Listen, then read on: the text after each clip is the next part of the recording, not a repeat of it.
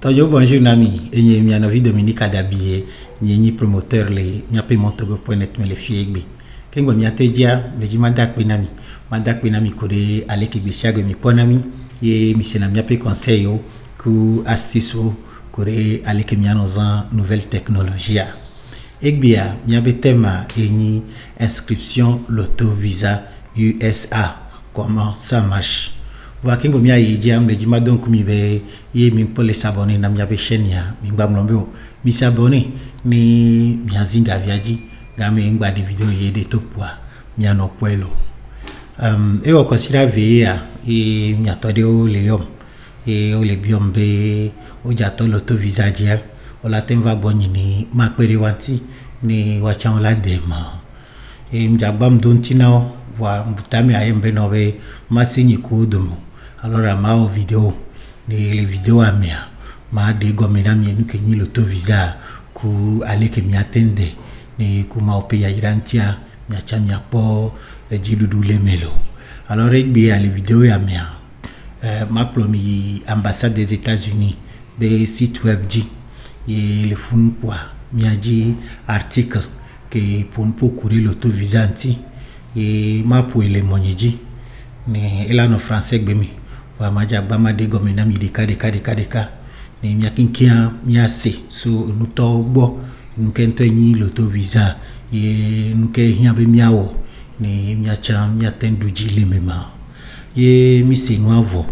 wa ma plomi portail antoji afiki amoina yo o remplir na homa ye o dana l'auto visa ma plomi fun ni miawe de ka miawe exemple miacha mia remplir mia do mia pe photo yemi ni mia valider wa numéro ko nana mia cha mia we ni mia to mia poku mia penkuvi aleki l'auto visa be processus sa zonalo kimbo matro yimonyeji ni mia to mia be présentation en bia de kuku mia si mia pe publicité de cas Viro me do tonya asisala yonya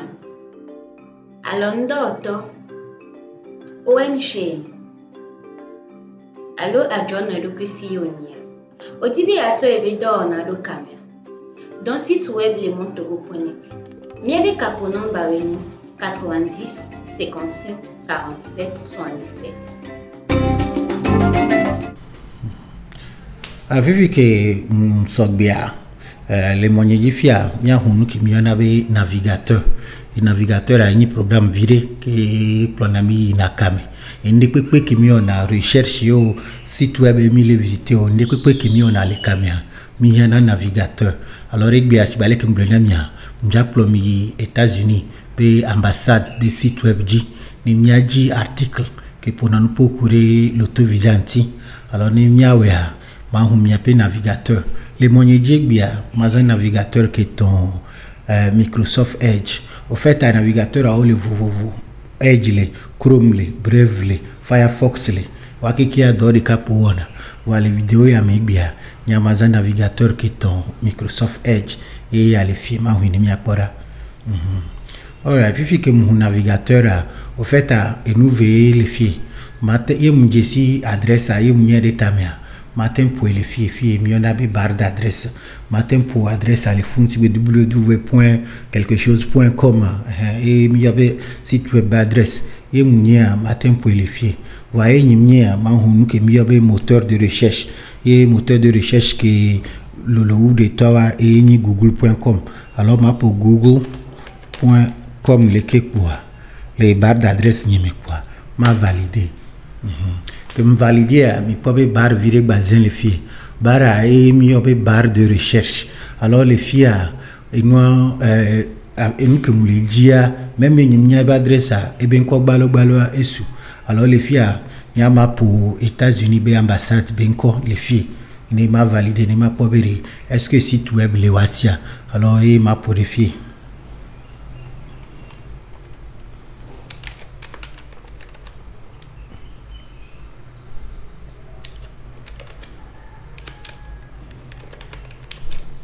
Ok. Alors, il y a l'ambassade des États-Unis au Togo. Alors, ma oui. Et nous, comme il est pas les filles, et ni site web de pepe que les camé et les pour courir ambassade des États-Unis inti voilà nyan que me dit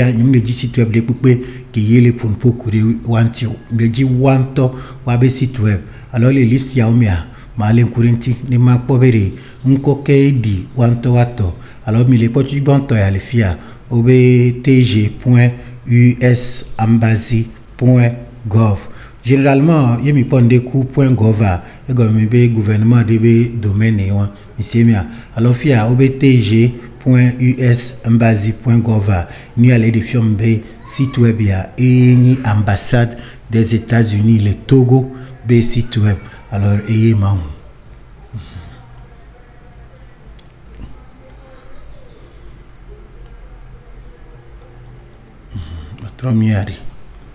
ok, alors il y a une ambassade des États-Unis, des sites web, ok, si bien entendu, il est à l'adresse, il y a les gommes, il y a l'information, il y a les gommes. Voilà, et nous que les VVRA, il y a écran, il y a fille, il y a barre d'adresse, mais parce que vous n'avez pas un coq qui les filles, et il y a les dit, il y a alors, il y a le sur les États-Unis, des ambassades, des sites web, alors nous que m'gawa m'be miledi information courir l'auto-visa anti alors mai le web site web dia ma dia fi ko ngombe visa ni ma cliquer reji mi pas fia que m'be son no so de fi pour mi pas be liste bu baser les gomme mi le quoi liste ya wa mi on a be menu fi fia le menu on me rêve visa non immigrant ou visa immigrant alors ma ko be information que me le diare fi kebelo alors yo m'ka kalis ya o me viria ma le fiebe un programme de visa de diversité. Au fait, à nous que nous avons l'auto-visa et qui avait visa de diversité. Alors, il y a un article qui me dit et alors ma zingine maui.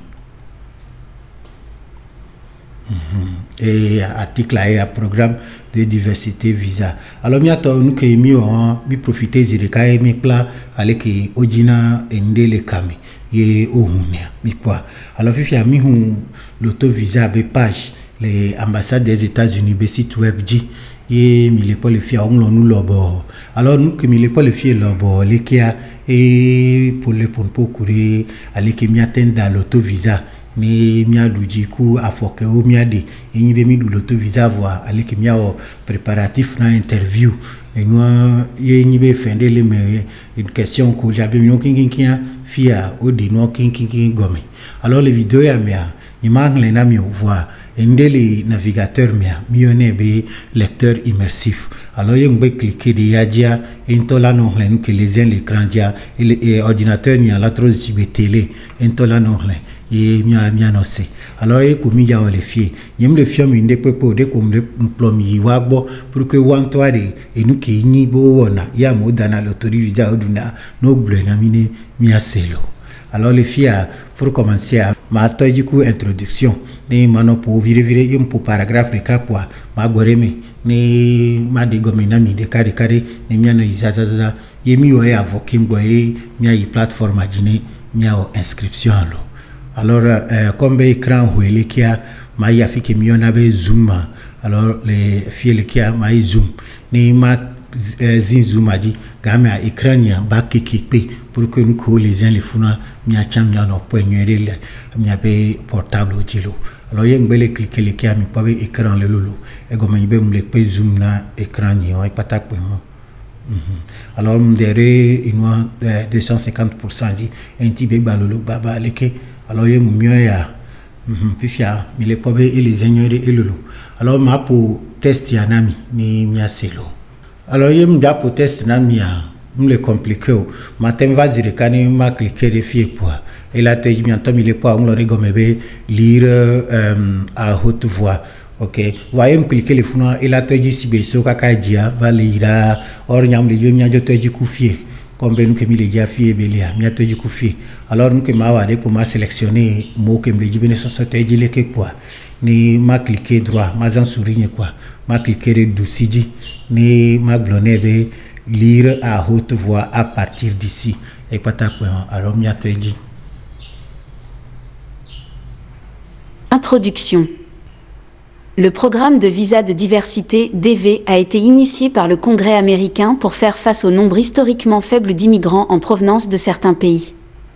Normalement, un candidat à l'immigration doit avoir un membre de sa famille déjà présent aux États-Unis pour pouvoir bénéficier d'une demande de visa d'immigrant, mais le programme DV permet aux personnes qualifiées de demander un visa même si elles n'ont pas de parents qualifiés aux États-Unis.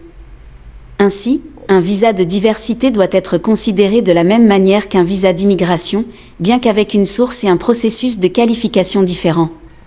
Étant donné que le nombre de personnes qui postulent au programme chaque année est beaucoup plus élevé que le nombre de visas disponibles, la sélection est effectuée au hasard par un ordinateur, d'où le nom populaire de loterie des visas. Alors, si vous allez que nous allons pour Emilesia, l'auto visa qui m'y au fait, à bien content visa de diversité ou encore l'anglais mais un diversity visa.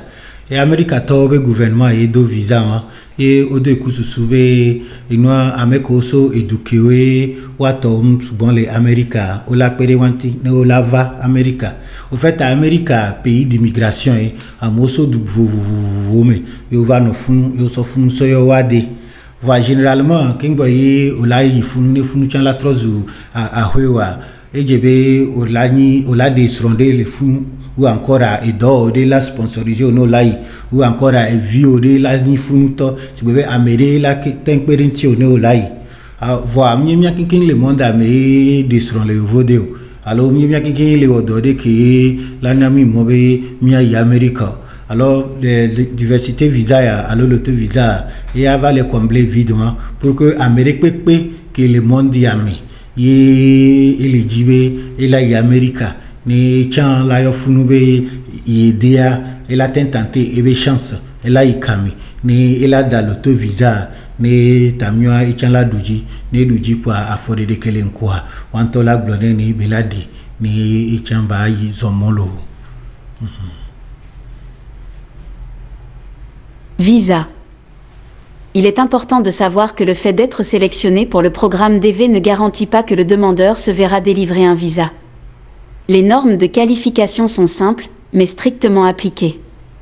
En lieu et place du lien familial, chaque candidat doit démontrer soit un niveau d'éducation suffisant, soit une combinaison de compétences qualifiantes et d'expérience professionnelle, et doit répondre à tous les autres critères d'éligibilité pour être un immigrant aux États-Unis. Alors, il y a que les blocs de simplement que dans l'auto visa, les camés, il y a au Doudia, il y a beaucoup quoi, au les Américains, et nous, il faut des bouts de balenco. Alors, il y a au Doudia, voilà, les Wachanga Gomeno, ni y a au Towa, mais qui nous, qui s'occupent quoi, camé au deux chances B, au Chan, au Lazon, Molo. L'inscription au programme DV est gratuite. Toutes les candidatures au programme DV doivent être soumises par voie électronique sur le site internet du Visa électronique de diversité EDV à l'adresse dvprogramme.state.gov pendant la période d'inscription spécifiée. La loi n'autorise qu'une seule inscription par ou pour chaque personne au cours de chaque période d'inscription.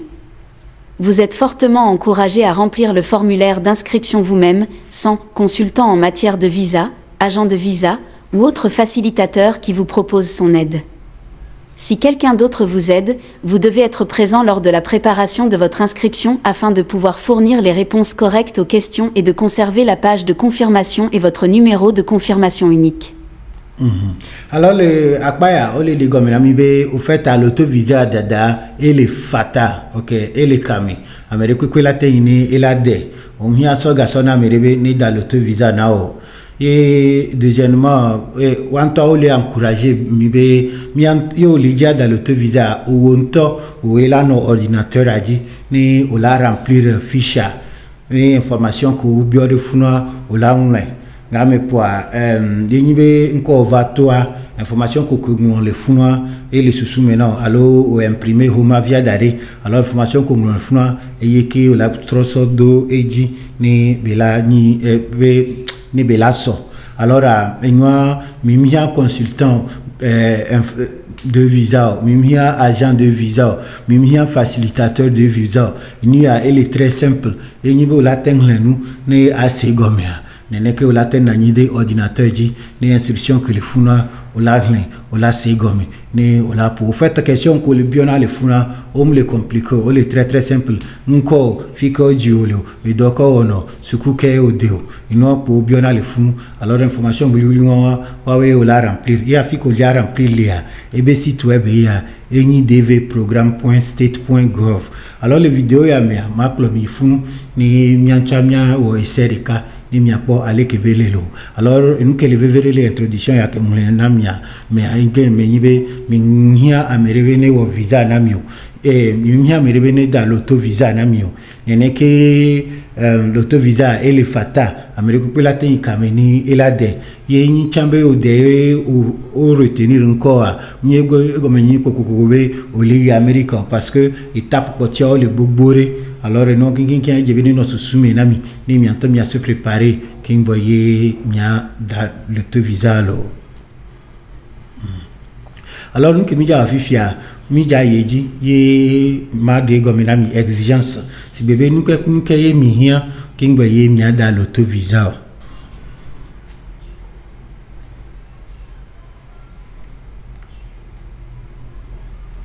Le programme de visa de diversité pour les immigrants DV exige que le demandeur principal du DV ait fait des études secondaires ou leur équivalent, ou qu'il ait 2 ans d'expérience professionnelle qualifiante telle que définie par les dispositions de la loi américaine. Alors nous que les filles toujours toi exigence toujours toi que les dorons comme namia et ni vekin boy ola dans l'auto visa odo a hobak tete mi laisse mia alors odo a de suku kaka hobak yo de suku yo hobaka odo a ni dola qui odo pour au moins 2 ans alors on y était là on y maçon on y menuisier odo a fiombe ga que o frio yo un atelier yo to da o et 2 ans information on les verrait l'Amérique a eu de secours au matin au dos alors bac ni niveau potia et bac yo lado tutuban kingboye au la po de kuobe au latin plado alors au latin onde milesemia bac a nyebe secours be nous et au la ho kingbo la nyabere formation ke au latin wo alors secours a miale benin wale nya défi a mlenene généralement alors même yo mten ho bac le mia défi voir au plado et au plevo yo un atelier yo l'atelier mais au moins 2 ans et comme ni be au do expérience professionnelle au tient au do chance be au latenda l'auto visa. Si vous n'avez pas le niveau d'études requis ou une expérience professionnelle qualifiante, vous ne pouvez pas prétendre à un visa de diversité. Seul vous, en tant que demandeur principal, devez remplir cette condition. Votre conjoint et vos enfants n'ont pas à satisfaire à cette exigence. Vous devez envisager de ne pas poursuivre une demande de DV si vous ne remplissez pas les conditions d'éducation ou d'expérience professionnelle qualifiante expliquées ci-dessous, car vous ne pouvez pas prétendre à un visa de diversité et les frais que vous payez pour la demande de visa ne vous seront pas remboursés. Alors il y a les filles alors professionnel de au moins 2 ans m'bagouga mebe olé dans l'auto visa même yo dans l'auto visa y par encore tout temps yo y ambassade bolio interview yo pena yo le calé mille semia alors il gars lazan son demande de visa que c'est vrai que l'auto visa dada et a les fatalo va yibo dudia o lazanga il gars lazanga le visa dit o lazanga na analyse que ton king yibo le susu mais o le bleu yo no kaka o va de funa ka me ko yo lava ko be nyawa o mhobaka yo yibe igawon king que ozan o guolo Misemia. Ok, fille anima de gomina me grave voir. Si balé que me le vaille enseignement secondaire et ni si bébé 12 ans d'école aux États-Unis. Alors si bébé miago fille si bébé sauce 1 so terminal yo au bac ou encore à formation professionnelle et ni bé au plado et ni bé au davo et au plevo yo au atelier et au moins 2 ans. Au fait ni aucun les filles. Alors il me dit pour miava ok, ma sauté ni ma va une exigence de passeport à 10 ans, ni ma pour mi tchachariati. Au fait, depuis 2020 pour 2022, toi, OBO les exiger passeport. Une passeport me l'a si au matin, voyez ça, que nous le préparé vidéo ye mui kame be ma ese kengboa ombion passeport alors ni nyabe wawe nglobe un pole d'information ya le fi alo leko wa mimba tijio parce que nyam de soa ni mhia passeport lo. Alors le premier point me fia double exigence au benyanami et ni be hiabe mia ho inwa bac tt ou encore à mia plado ye mi plado quoi ye mi ho mia be diplôme mia wodo au moins 2 ans inwa ela nani mia do possibilité be mia dans l'auto-vidane mia douji alors fifia ye ni be mi o soumettre mia be demande nous que jono alors ma hu e chambe anglais les filles ne mia pas gomme après avoir soumis votre demande alors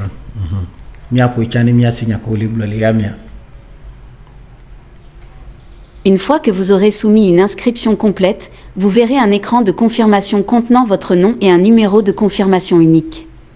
Imprimez cet écran de confirmation pour vos dossiers.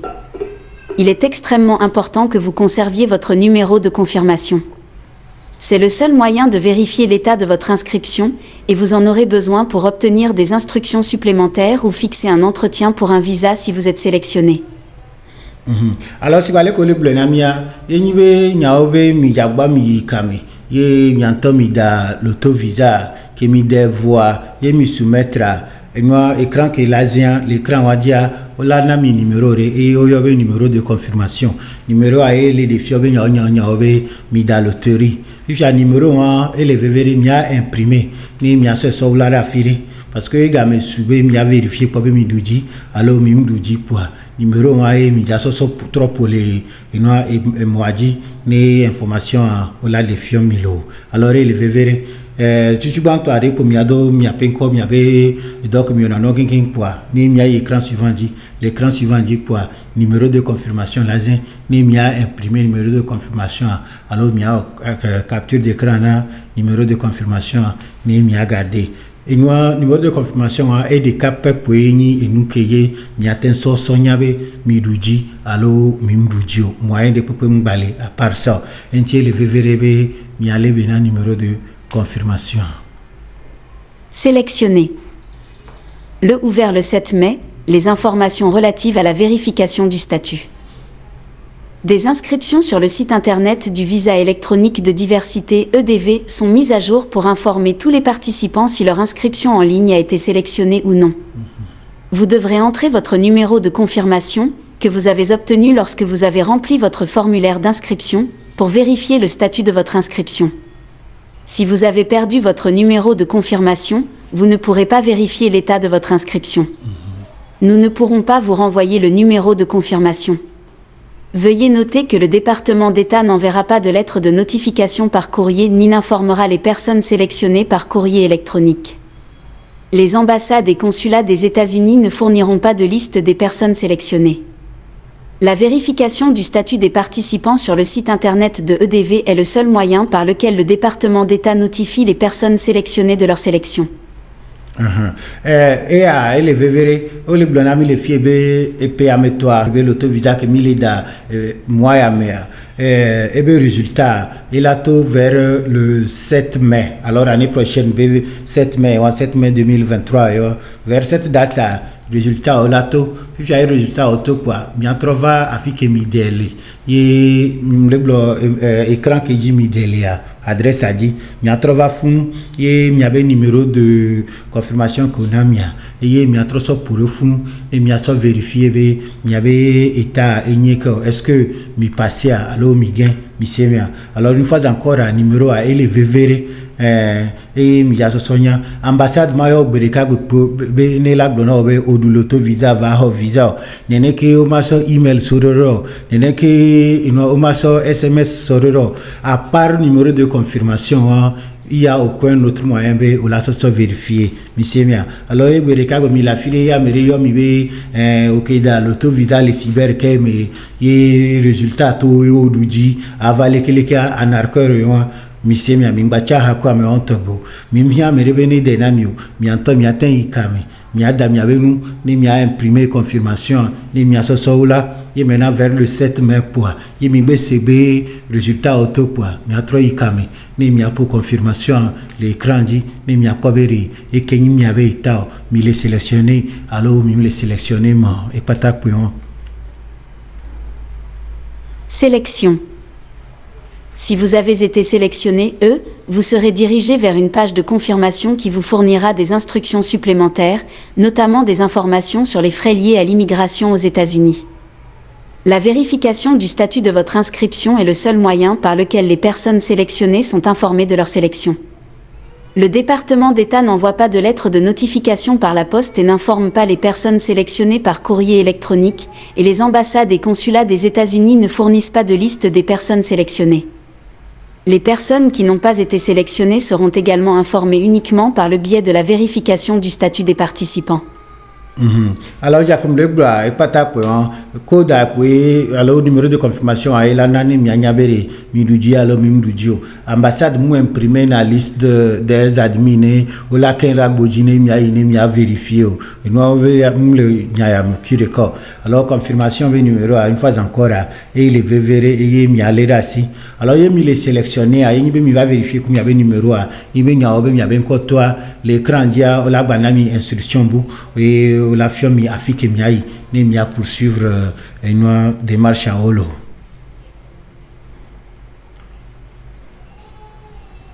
Sachez que le KCC ne peut vous dire que si votre formulaire a été traité. Le KCC ne peut pas vous dire si vous ou les membres de votre famille êtes éligibles pour des visas de diversité. Seul l'agent consulaire qui vous interroge peut prendre cette décision. Selon la législation américaine, toutes les personnes qui demandent un visa ne seront pas considérées comme admissibles aux États-Unis. Il y a plusieurs raisons possibles pour lesquelles une personne peut ne pas remplir les conditions requises pour obtenir un visa. Notez que chaque cas est différent. Les visas approuvés ne sont généralement pas disponibles le jour de l'entretien.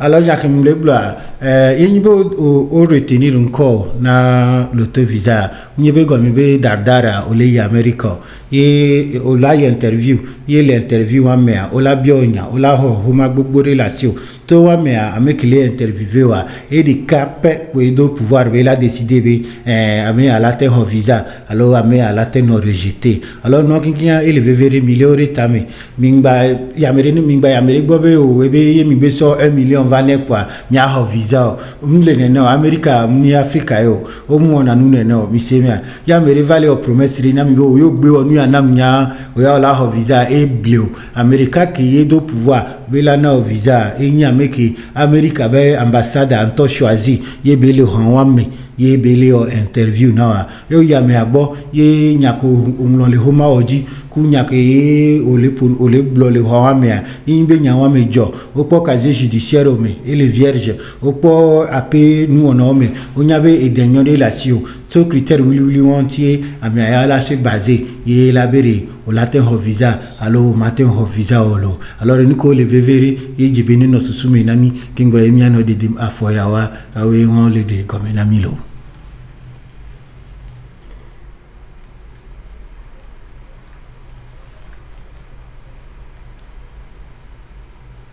Il est important que vous ne preniez pas de dispositions telles que la vente de votre maison, de votre voiture ou de votre propriété, la démission de votre emploi ou la prise d'un vol non remboursable ou d'autres dispositions de voyage tant que vous n'avez pas reçu votre visa d'immigrant. Information à les vévérés, vous faites selon moi, et les vévérés ou pocho l'écran a dit. Amiro a erreur qui m'y on a inhibé, donc be saisir cabe ou dans l'auto visa, yo du jipwa, et vos pata asa nima, asa hue, asa kaka, asa novi au baniment chan. Erreur we wa miato mimba no e no o le yo vode va no ve am le yo mi semia alors mi ano butami mere e no mi pole to visage bebere présélection e mi semia e go me po ni vere au latin ou demande de visa mi le semia mi be kinko to kwa e go me oni america to asa kaka va ho mbabe asimibega so va 2 ans parce que o le yo vode miato bimba no kwa gbe ane no ko gbe nko gbe to poire inu ko o da wa nyibe akobe étape suivante à nous que nous doit ni à se préparer dans interview mba sande pepo mba prendre décision radicale de pepo jusqu'à ce que visa ne no alomeno laissez moi visa ola ken passeport o me ola trop passeport à so do alomeno quand me ola nyabe be nyawa mlejo l'Afrique ouais yon pour les deux visas le passeport maintenant ami wobleo ok bon dire ni à se concentrer ni à foker pour toi à des visa lo mbati dio eni ayi ejijichi bien ya mlemo alors adu l'auto visa et comme ni beri dorénavant au chao le considéré comme citoyen mondial et comme au chao la intensité ne beri kabwe pour ado avionné ayi America va mnyebe comme ni be audio volo parce que on a eu horemi Amérique la interview information qu'on les demande audi on l'a comparé ku nyakonto le blo le homia you know king sobia ye juro amia kame ala décidé bi on était visa ni azomolo il est séminama. OK alors si tu as élevé véré mjatati lien les noix description mais les vidéos ya gomme alors je mi vois mi trova les filles animatem pour king namio mi laisse mia voir et le véré afike mpona misia eni afike mi leda l'auto visa voir eni be mi da l'auto visa ye midujia lo mi aben kotoa information ni ko mi hia ni mianya ni mi se préparer na entretien ko ton wa chan les filles wa nyim le vidéo ya ni didiapo alors ni ma ponpo kure entio mi laisse mi peut-être ya recap pour ma quoi ni ma ponpo kure pour chantio va me encourager mi sérieusement à tête reposée à mi trova ni nyangle ni miapora alors les filles yeni be midujia bon soumettez votre demande que midou l'auto visa dia étape suivante que bon yeni be mi a soumettre demande de visa mi le quoi mieux l'auto visa et ni visa et a des présélection alors yeni be mi a ben koto quoi et nous que mi a jo se chang pour virer pour ni mi voix mi anto mi a trova ni mi a popotialo. Les candidats sélectionnés sont encouragés à remplir immédiatement le formulaire DS-260 en ligne afin d'avoir un rendez-vous pour un entretien à l'ambassade ou au consulat américain approprié. Vous devez vous servir de votre numéro de dossier DV dans le formulaire DS-260 en ligne pour accéder aux informations sur vous-même et votre famille que vous avez incluses dans votre dossier DV et les mettre à jour. Si votre situation familiale a changé après votre inscription dans le programme de visa de diversité, par exemple si vous vous êtes marié ou si vous avez eu un enfant, vous devrez ajouter les nouveaux membres de votre famille à votre dossier. Membres de la famille désigne un conjoint et ou des enfants non mariés qui n'avaient pas atteint l'âge de 21 ans avant votre inscription dans le programme DV. Lorsque vous ajoutez des membres de votre famille à votre dossier, vous devez télécharger un document prouvant votre lien de parenté avec le membre de la famille ajouté. Remarque importante, si vous aviez un conjoint ou des enfants avant de soumettre votre inscription originale, mais que vous ne les avez pas inclus dans votre formulaire d'inscription originale, ces erreurs peuvent vous rendre, ainsi que les membres de votre famille, inéligibles à un visa de diversité. Si vous avez indiqué sur votre formulaire d'inscription un conjoint ou un enfant qui n'était pas votre conjoint ou votre enfant au moment de l'entrée, ces erreurs peuvent vous rendre, ainsi que les membres de votre famille, inéligibles à un visa de diversité. Comme indiqué dans le paragraphe précédent, si votre situation familiale a légitimement changé après l'inscription de votre entrée initiale, vous devez ajouter ces membres de la famille et toutes les demandes des membres de la famille seront examinées. Il y a bien quand l'auto visa mais alors il y a étape suivante il y a remplir le formulaire de qui oyobe et nous DS 260 il y a pas chance les caminer il y a remplir et souvent dit il y a on l'a fixé une entretien nami alors interview nami les ambassades ni mi a funu alors supposé que mi dans l'auto visa egbe il y a qui me coquiller dia on pas de son voir kaka tin boy réponse à notre résultat de notre au desron alors information que nous ko king jo a djb au lac pe les formulaire yami mi laisser mi no le vevere enene ke o jada visa ibia ye esron la siwa mbada djb o mdesron o laisser mi alors yo be o debe o mdesron fifia o va so formulaire bukwa o le mlo amebu ben ko le fun be o desron e vilasio ino kingia ele de fiobe o mle to nya tepeo mi le poa ye sur la siwa premier jour collé dans l'auto visa au coup sont les dés au uni une principal et les seront les dossiers a dit coup et vieux nous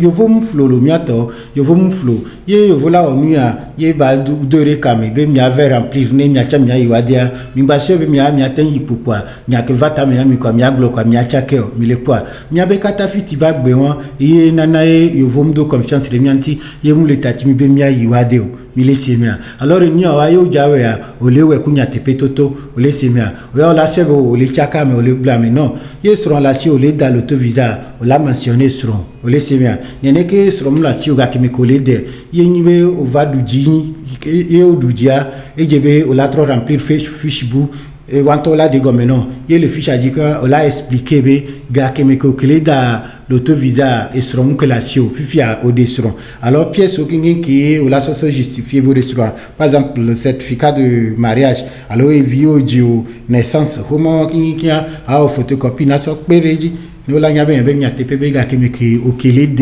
et au me qui desron et vim que la sio va fifia et nous trop. Mille sima elle veut vérifier. Regardez mais à me relater quoi. À nos carrefours me deviner là nous quoi. Oh tata va ni comme dans l'autovisa. Ah via le sort tata on les motos mais au coup mille dans l'autovisa et seront là et vio là. Ah obe conjoint au diable ça me ko son l'on de fou à me et seront là. Mille quoi et nous qui a aidé nation avec n'y a plutôt tout les miamou alors il mime le ton y a TPA les formulaires balantia les caméras là no de confiance les niantibé et la nami homa nya inobe dumé ne nya no de suku le funu nya no do le funu amérique ko mundina foti play wadeo mille semia alors ameko l'ambassade omia o les très formé abe do nibere no sporter foti po no la da oda pareka alors yo le dit o la da l'autovisa ni o la duji ni ayin quoi et je veux n'y a TP tout ni nomi information oui a m'a dit que yo on va anglais assez comme nuiri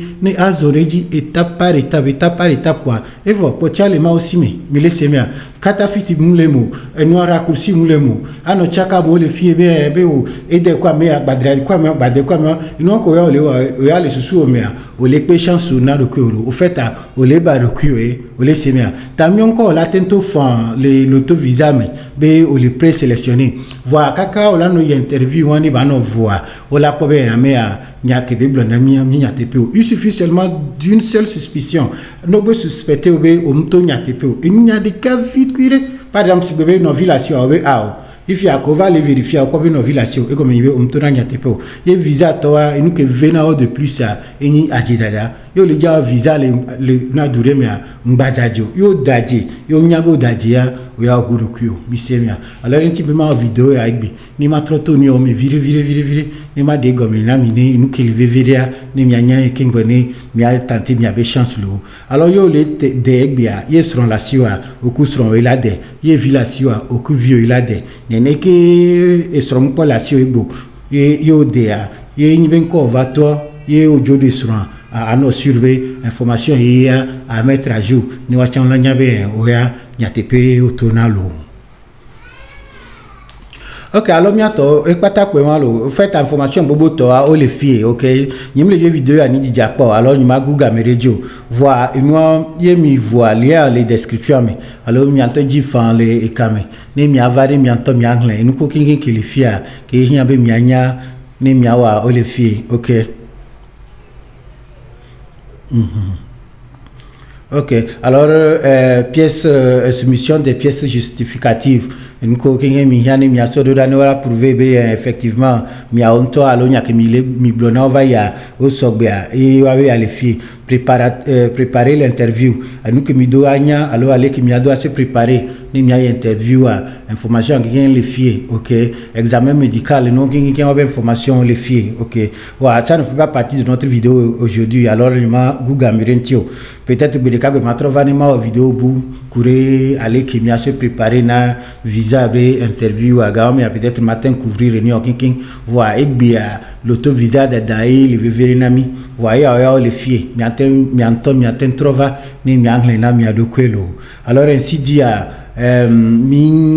jusqu'à présent minya nous que l'autovisa minya afike mia inemia dia alors nous que mia wa mahu pabe portail ni ma fiomi d'abord wa instruction le fou et mia esereka ni mia polo alors portail qui dit mia ini mia dans l'autovisa et on a refié dvprogramme.state.gov alors adresse ya ebe e le vevere e funu de capé pour m'y attendre à l'autovisa aller monsieur mais américain nga ba gloria bunde pepe na mi alors fi à ambassade des États-Unis be site du web 10 000 ye me cliquer ya dia et là on le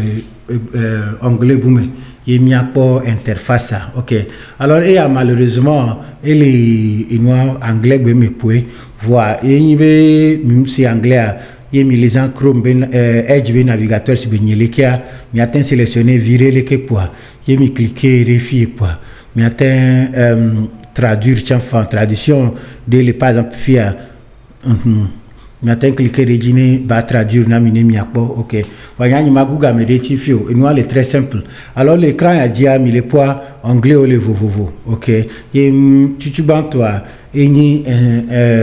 instruction si ben nous que jebe mi agnan courir l'autovidantio ma hu etchan de mi akora voit pratiquement et comme mundina mi l'écran de toi dit. OK. Voyez mi entend mi les yeux mi assez comme nyere ni mi agnan exactement les que programme ya zona mi atteint va écran ya dit et le écran dia et nous en PDF mi atteint télécharger PDF ni mi anglais. Alors nous a me content les noir Wabe City Dia. Alors, nous avons 100 000 alors 200 000 son améré les décombres, ne peut rien alors, ne n'a pas information. Mais à la regale, il y a si peu pelo, voilà, il y a mis du poids, et à la Trova City a dit, et là, puis à la Troyomine, et la Glenami, et la garde, mi avega, mi pobe mi gumi adokwe, mi semia. Alors, information, il y a un de fiomi, à fique au léa. Mi laisse mia alors mi anto mi atteint ye mi beni anu lelea mi anto mi atteint va ni mi ahle ni mi asi go mi nyere kwa et nous que les quoi mi anto mi anyale ki mi ave alors nya ni maguga me refio ça fait 21 pages alors mi atteint télécharger ni atteint reposer mi ahle va bobo to a me couvrir ouvre les no ambassade de site web a dit alors l'auto-visa avec instruction aller que mi awe a kinkian et les détails les filles. OK. À part ça instruction et nous que les verrez le tout vidéo mais au fait à une photo et à me bobore au gena parce que on a photo à non voilà ce n'est pas grave parce que les pages jamais y mi fi à exemple de photo on to de na gomenami allez que mi avait photo d'eau à noir alors mi a prendre 5 minutes ni ma ba couvrir fi ni ma fiami allez que photo be critères que les exiger les photos au dia. OK. Alors si mi les pas les fi à y mi les photos mi ordre rebe inoa ombre ne bananio aussi mi semia photo amener connuer et ombre ne bananio alors conseil que nya mana mi be mi ye galemia mi ten studio mais et professionnel to la des photos adami parce que les verrez où ouais ye mi entend mi les je mi a des photos mi attend des fins mi a des ye mi les de la homea mi ba de les homeo que do vivitio parce que photo amelacho mi de les hinu voir mi ba de les ndokusume directo parce que mi les de les ndokusume directa et la créer ombre alors mi de les hinu voir ni hinu que clin voir ndokusume les uns les kumena mi baba mi semia ye mi dit fond blanc mi plaît et noir avoir vu ton ce qui était la vie où ça on a doublure que toi mi a qu'un régligi pas de nuire quoi mi entend mi a notre connaît ni mi a dit même il mani blanc pepe la tenue blanc cendre viré voir ni bani mur que deux couleurs non alors préférablement avoir vu ni donc de minami ne va servir d'arrière plan et photo et bien dimension tiens l'exiger l'anglais ben ni bon yem do fun comme des gominami glasses mimba chonchichi ne mi a des photos yo chona chichi san mimba chonchichi ye mi a des photos mi a des features d'arrêt kengo mi a des par exemple tonton ya mi pas chonchichi et au crochet les filles non mi attend chonchichi sur des photos na l'autoviseur et mi pas c'est tata ya tole kia union. OK et chona chichi ho voit elle a des photos elle a des chichia Kingo il a des photos mi poids alors les filles ils ont taille coup position et à les verrer à me beaucoup gena les l'auto visa avec sélection mais et son photo avec taille boy alors EGB photo au fait et dimension et ni 2 pouces sur 2 pouces ou encore à ils ont 51 mm sur 51 mm 5 sur 5 quoi il y a mis photographe bon il met 5 sur 5 à intola c'est gomme voilà pratiquement il a nos carré 2 pouces sur 2 pouces et les verrez mi aller bena dimension à haut ni mi antoa mi ano de domaine mieux et mimba o grimaso mi attend sourire viré voir mimba kono mimba sibe mi avait photo que mi dina dans la mi avait photo miniature j'ai mis on a l'écho nous on les mots mi ano sérieux mi ano bien composé mi attend sourire viré voir mimba bon mimba on comme encore voir mimba o grimaso tiens monsieur mia. Alors par exemple la photo ya mignon mais quoi et nous quand tu mignon et gogo il noa akpa et gogo caméra akpa mais quoi il noa mjejo et amea mignon parce que ebeta les akparika etado ano dodome il doit no cadre me laissez moi OK il photo abeta yo change la fille il doit ni format JPEG il doit ni taille de 600 pesos il doit mais à douane au moins 54 kilobits. Mingbati dire ni antio. Au fait à wanto les filles au doabe une outil pour photo. Et mon fiam y a matrohi ne ma fiam be avec mi atenza wanto be outil be photo game quoi. Mi ano surbe mi abe photo beta ya wa ejo. Alors fille par la photo à Eagnon, et non qui sont baignorés les elle est bien claire. Mais laissez-moi, mouchon, bundo et noir point au le mot. Faut aller clair, OK. Par exemple, aimer à toi. Ou quoi, faut t'aimer, elle est noir, elle clair, elle est flux, le poids. Alors, m'passe. Mais attention, il y a un niveau musulman. Alors musulman, ou l'attention ta fa à des photos. Et on l'a accepté, tu as envoyé le chantant à tuer un rôle, parce que ta taille à toi, qui a tué un rôle pour que un coup, mais qui mais laissez bien. Et ta, on l'a tenté un fois, voir nos sur un coup, mais qui et nous, quand il y a un c'est parce que faut aimer mon corps, mais les poids. Alright, alors c'est ça. Et nous, arrière-plan comme que les blancs n'ont mis et je mis un arrière-plan qui est les plus ou moins blanc, mais laissez bien. Mais un arrière-plan de couleur Dio. Par exemple, tonton, il y a photo à nous, pépépélo, voit et nous, et arrière-plan, les bleus, rejetés, même chose dans ta taille, photo à l'éclair, pépépélo, voit et Dio les fenêtres, bon, et nous, arrière-plan,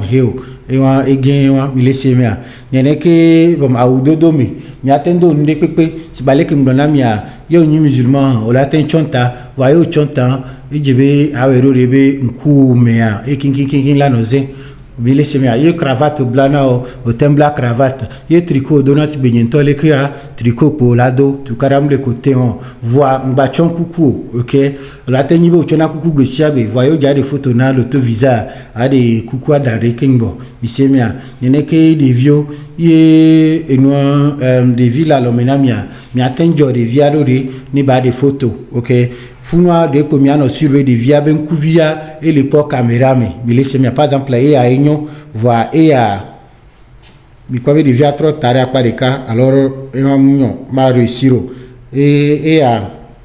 oso bébé vieux et noir de via et que numéro et moi mignon et il mi avia mi agbe na mi aglobe ne mi onu ne mi a des photos mais c'est bien et ndé peu maintenant de via ben kumu OK par exemple si fia si bébé via mi a des noirs le numéro ne kingo mi a des et je bébé via ne pas caméra me dum ndé peu ne ba na lo mene ndé peu ne ba no nkume ne e ben kume doazen e ben kuvia no caméra no fixer caméra di impossible me a et à ça alors sodo encore photo moi mignon mi laisse bien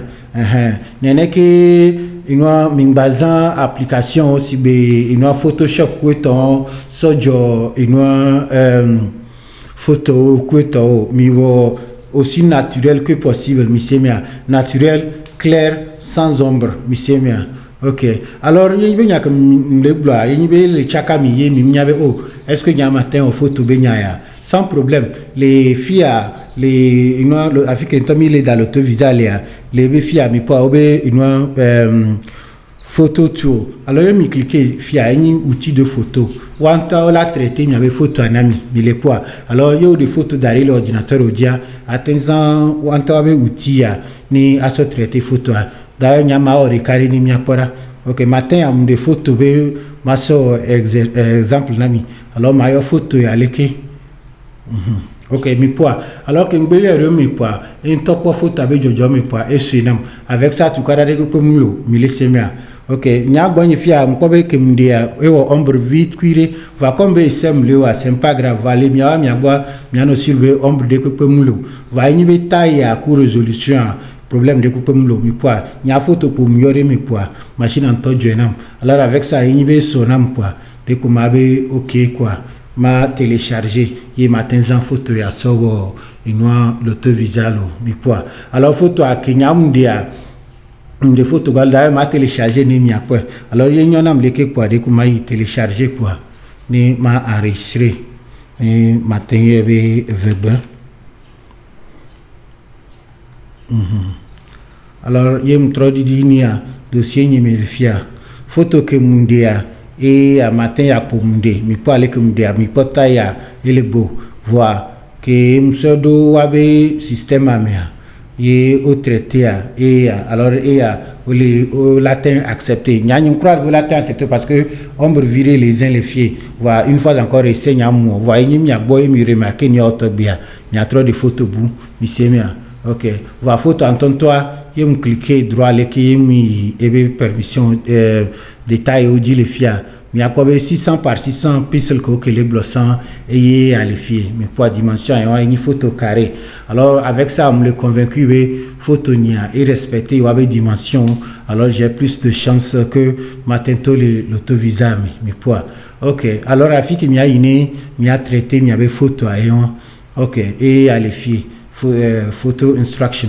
alors fifi que mi traité mi va mi pour inscription be information et mi pour photo chambe information alors les tongbanji fi bouton vert et mi cliquer mi atteint entrée mi laisser mi alors c'est simple de comment y begin les fier quoi alors les cas a déjà nous que mi ja remplir formulaire ok ma essaie pour quand mi pas mi cham nya vere ini a Amérique pe latin well ok alors et à sécurité venu ou les gars vérifier nous là nous surveiller ni a agbetoy munima alors de quoi matro reproduire mot ya ok lettre ya ok les uns les fiers matro reproduire les fiers alors c'est x j m k 6 ok et moi quoi ma soumettre quoi ok c'est tout alors l'écran a déjà au libium mkonyi nom de famille coup prénom alors fi a exemple pour me va ma remplir na mini n'y a pas l'équibélé alors repata pour l'autovisa be inscription BTPA et pata pour alors le fia ma be nom de famille question numéro 1 nom de famille et le nom de famille mais à Gbeko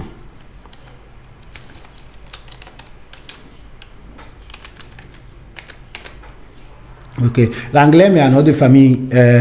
et on a last name ok ou encore family name va bobo toi il y a pas last name un nom de famille fifi a first name nya maye Kofi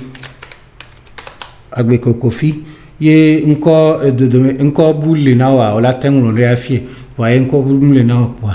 de pour à cliquer les que fifi Agbeko ino musu alonyon et nya ma sélectionner be musu et pekeme audio m'avait oji ino le 15 août alors moi Ivana Tchouban fifi à jour et année le 15 août 1996 et Oji Agbeko ok fifi a fait que Oji Agbeko lo avec Oji le Lomé ok et Lomé a éduqué mais au pays Keméo et le Togo alors qu'on peut cliquer les qui l'itsa dio quoi mais musinte dia et là Fifia elle est dans l'autovida par rapport à Togo dans ce cas elle a tati voyez que les dubu me belé par rapport à ça elle a ten va finir bela dolifa va fia major tati les parce que Togo tient les qualifier dans l'autovisa ok Fifia fia mado photo alors ma yem cliquer fia elle a to plomi afi que mi traiter photo alia va combien yam traiter ton voix de pour mazile que quoi ma dit ça y a le fier ni maillot de me quoi il peut photo à pata pour il fait les filles pour mado une adresse postale alors on y a 198 BP 160 ok adresse bon non il y a sous couvert alors sous couvert la signe alors manjo do ya zire carré adresse mais il même les âmes et ba adresse à bien tendre in care of et ni sous couvert voilà il même yanto mi ba adresse de pour mi apo zire ka le fond et Villa Lomé ok et moi parmi mzana code postal le fio voilà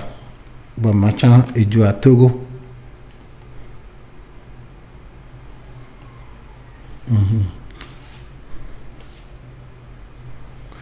Fifia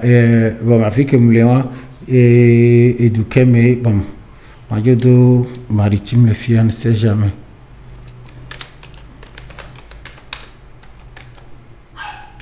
Région maritime, ok. Et même zana code postal, on va cliquer les clés.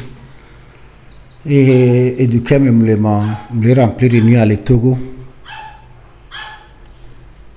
Et numéro de postal, le numéro de téléphone à me nécessaire, alors numéro. Par contre, mado une adresse email, ok. Et suku kay agbeko George de Sema, ok, mabe eho diplôme universitaire, ok. Ifia agbeko et des soins. Comme ben yam le exemple balo quoi, mabe des soins. Voyez que des soins. Alors question boulava ni ma remplir wachan. Alors de pour mabe agbeko mpo des soins. Vu qu'agbeko mpo des soins, est-ce que ville agbeko sia mabe 0 enfant. Monsieur, yemdo devia alors mado devia chame information, ok. Voilà, yemdo devio, yemdo sron. Mille semia moulede en tant que célibataire agbeko. Alors information que me donne les filles et les vévéri parce que il va toi information yawe m'a reproduire les formulaires SD 260 dit alors mimba dadio information est très important mieux bibliothèque. Alors yemido le que quoi de combien il continue l'écran suivant dit quoi. Bon, il y a trop vérifié, mais comme il est vérifié information comme rentrer à nom, prénom, sexe, date de naissance, pays, adresse postale, adresse email, ok. Alors, il me vérifie, il y a une erreur de me quoi. Maintenant, il go back, il m'a modifié. Vous voyez, une erreur de quoi me le me quoi. Gamme maji, il m'a submit quoi. Il va me soumettre. Alors, il y a confirmation, numéro de confirmation et Mijasova sont trop vérifiés, Miduji allo, Mimdujima. Alors, il y a les kia, dès qu'on y a trop, il print les fiers quoi, mais il y a imprimé, ok. Alors, il y a prochainement, mais il y a trop vérifié, il y a pas vérifié. Il y a réponse à Miduji allo les kema. Alors, il y a copie, il y a payé numéro A. Il y a trop et cette fois-ci, il y a fait check status. Alors, il y a cliqué ready pour il y a pour coda pour nous pas les disponibles, vous voyez les disponibles il y a pour coda pour mais bon au fait t'as pas ta quoi on déploie il y a cliqué quoi il va faire il y a collé coda refier pour bon il y a collé numéro il y avait numéro de confirmation il y a collé refier il y a remplir information il y a quoi il y a validé il y a sopobéré Miduji allo Mimrudio et pas ta quoi Toyomido nuna nyabe vidéo ya egbe ye mkarejibe aleke mplomi kami ye mi ambassade des États-Unis be site web dit ye mi ces informations couré nous keni l'auto visa ye mplomi plateforme a dit mfiomi aleke mi atenglo mi abenkoa mi poni akinki ya jojinami ye nyibe nyabe jojinami mi ngamlombe olo mi ma vidéo ya kumya novio et nyibe mi pole s'abonner na mi ape chaîne ya mi s'abonner ni nyazinga viaji kami ngba de vidéo ye reto poa Miano Puelo, Aquinami, Milekami.